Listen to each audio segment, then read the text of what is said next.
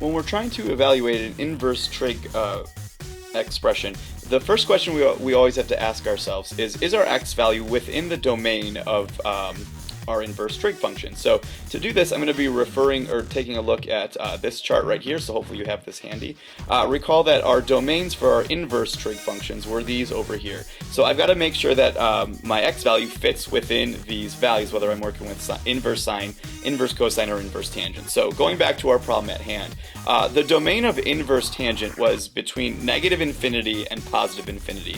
In other words, everything works. So everything is going to be within our domain for inverse tangent. So what I want to do then is, if that value is positive, I should be able to find it within this chart that we've taken a look at before.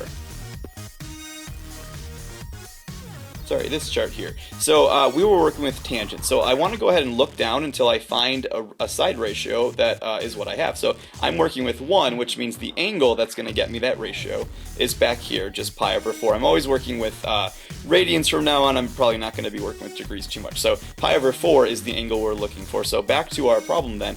The inverse tangent of 1 is just pi over 4.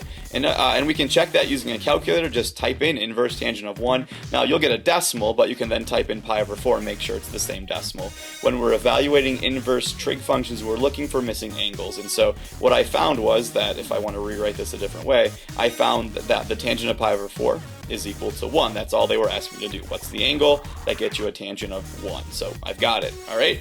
So next up, I've got the inverse sine of 5 pi over 4. Well, remember, the first question we always want to ask ourselves is that in our domain? The domain of inverse sine is just between -1 and +1. So I can see that I've got a problem, because 5 over 4 is bigger than 1. That is not within the domain, which means I can't even get an answer. The answer is, there is no answer. It's undefined. There is no angle that will get you a sine ratio of 5/4. And if you think about why that will work, just a quick side note down here, always go back to right triangles. That's all this trigonometry stuff is. So let's say that's the angle we have right there. So sine, remember, is telling us we've got an opposite side, which is 5, over hypotenuse. And if you look at that triangle, it's an impossible triangle. Do you see why? You can't have a hypotenuse longer than one of your legs. So since it's an impossible triangle, it's an impossible ratio to get. So there's a couple of our easy situations when our x value is within our domain and it's positive, and when our x value is not in our domain, the answer is just undefined. So let's go ahead and take a look at ones that are in our domain, but they're not as easy as just looking up in our chart. So first of all, inverse cosine of negative square root of 3 over 2. Well, recall that the domain of inverse cosine is between -1 and 1. So this does fit in there. Now I may have to use a calculator to just double check, but if you type in negative square root of 3 over 2, it'll be a decimal that's between -1 and 1. So it is in there. Unfortunately, negative square root of 3 over 2 is not in this chart.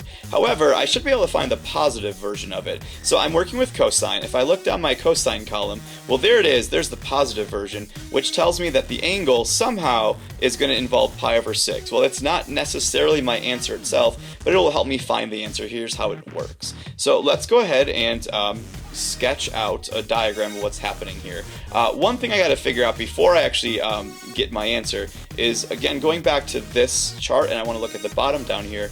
Look at where inverse cosine exists. We decided that inverse cosine is only going to exist between 0 and pi, or those top two quadrants. Well, quadrant 1, inverse cosine would be positive. Over here, inverse cosine would be negative. And this is no big secret. This just goes back to the ASTC thing. We're just not allowed to pick the bottom quadrants. So sine is positive, anything else is negative, so cosine is negative there.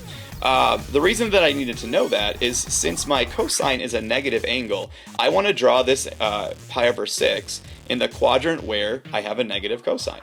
Well, we just said that that's going to be somewhere over here. So that's where I'm going to draw my angle, which is where cosine is negative. My reference angle is pi over 6, but remember I said that's not necessarily our answer, because when I measure this angle, I still need to measure from the positive x-axis around this way. That's how we measure inverse cosine. So if this angle is pi over 6, and I recall that this is 1 pi, if you think back to how we originally graphed these, I am 5 pi over 6 short of where I need to be. And you can do so, if you're not great with fractions, you can do some subtraction. 1 pi, or 1, minus pi over 6, or 1/6. is going to get you that 5 pi over 6, which is your answer. Now, these are easy enough to verify using your calculator, so even though we're not using a calculator to get the answer, I would still check these on a calculator. Type in inverse cosine of negative square root of 3 over 2, and you'll get some big, crazy, irrational decimal, but then type in 5 pi over 6 and see that it is the same exact decimal. So a little more involved when we're not within that chart, but hopefully nothing too bad, especially once you try these and get the hang of them. So let's, speaking of that, try a couple more. So I want to find the inverse sine of negative 1. Well, again, my first question is that in the domain? The domain of inverse sine is between negative 1 and 1, and so yes, it counts. The brackets mean they're included. But with that negative 1, it's probably not going to be in this chart. So let's take a look and see what we've got. Let me erase a little bit. Hang on one second. Alright, so looking down the sine column, and remember we can go all the way down to quadrantals, I see a positive 1, which tells me my angle is going to be pi over 2. We're going to talk about that in a second. So pi over 2 is somehow going to be involved in my answer as that missing angle. So here's what I'll do. Let me go ahead and sketch this. So pi over 2 is up here at the top of my circle, but that's where it's 1. I don't want to get to 1. I want to get to negative 1. Well, that's got to be down here then, the opposite angle. So sine and tangent, it's actually pretty easy to find these, just you kind of change the sign of your angle. Negative pi over 2 is going to be the angle that I want to use, and again, we can verify that using a calculator. One quick note about that chart I said we'd talk about. Some people realize that, hey, negative 1 is in the chart, and it's 3 pi over 2, so why is the answer not 3 pi over 2? Well, again, think back to where we're allowed to find sine. Sine inverse sine has to exist between these two quadrants. So if I measure 3 pi over 2, I'm ending up down here. That's where 3 pi over 2 would be, but I'm not allowed to measure that way. I can't go around that way. So rather than going that way, we take the shorter way, which is the negative pi over 2. In our example. Okay, and so one last one we'll take a look at, the inverse tangent of negative square root of 3. Well, again, I want to first check if that's in my domain. Domain of inverse tangent is between negative infinity and positive infinity. So yes, everything's in there.